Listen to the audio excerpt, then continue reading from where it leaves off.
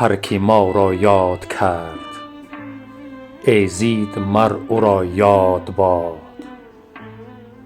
هر کی ما را خوار کرد از عمر برخوردار باد. هر کی اندر راه ما خار فکند از دشمنی، هر گلی که از باغ نسلش بشکفد به خار باد. در دو عالم نیست